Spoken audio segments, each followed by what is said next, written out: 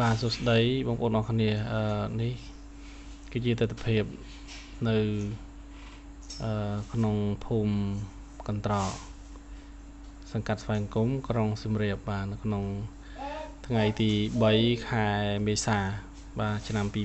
2025បាទថតថ្មីនេះឯងបាទហើយនេះគឺខ្ញុំបានសាកដ្រូនសាថ្មីបាទហើយចង់ថតទស្សនវិជ្ជានេះឲ្យបងប្អូនមើលបាទព្រោះថាបងប្អូនមួយចំនួននៅក្រៅប្រទេសនៅតាមខេត្តឆ្ងាយអីគាត់អត់ដឹងថាដងស្ទេប្រជាជននៅខាងខេត្តសៀមរាបនោះដល់កម្រិតណាហើយនោះទេបាទបងប្អូនមើលទៅនៅក្នុងថ្ងៃទី3ខែ4ឆ្នាំ2025នេះគឺដងស្ទេប្រជាជនចម្ងាយពីក្រុងសៀមរាបមកប្រហែលជា3គីឡូទៅ3គីឡូកន្លះមកបែរខាងលិចគឺមានប្រជាជនរស់នៅច្រើនកកបាទហើយតម្រាំប្រហែលជា5ឆ្នាំទៅ10ឆ្នាំខាងមុខទៀតគឺចង្អៀតហើយបងប្អូនហ្នឹងហើយតម្លៃដីធ្លីក៏វាអត់នៅដដែលដែរសេដ្ឋកិច្ចក៏អត់នៅដដែលដែរបងប្អូនបាទបងប្អូនអរគ្នាពាក់ព័ន្ធទៅខាងបែកខាងកើតបាទទៅខាងស្វាយធំក៏ច្រើនគួរសមដែរបងប្អូនហ្នឹងតែខ្ញុំទៅថ្ងៃមុនគឺថាមានប្រជាជនបាទគាត់រកស៊ីច្រើនកកបាទចឹងទេនៅខាងស្វាយធំក៏ច្រើននៅខាងប្រដាក់បាទនៅខាងប្រដាក់នោះក៏ច្រើនដែរបងប្អូនអរគ្នាបាទចឹងបងប្អូន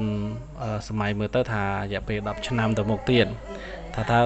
យៈពេល10ឆ្នាំទៅមុខទៀតគឺមានប្រជាជនរស់នៅកម្រិតណាចឹងបងប្អូនអរគ្នា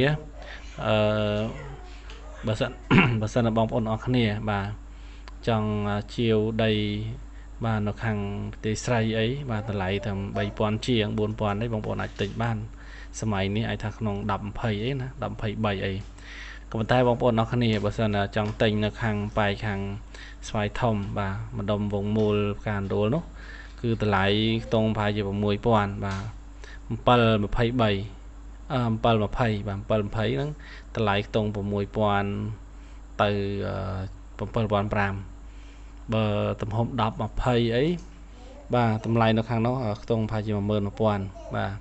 នៅប៉ែកនៅខាងស្វាយធំបាទចម្ងាយ3គីឡូជាងមកខាងជ្រាវបាទនៅខាងជ្រាវក៏រឿងថ្លៃដែរបាទសម្រាប់តម្លៃ10000ជាងបាទ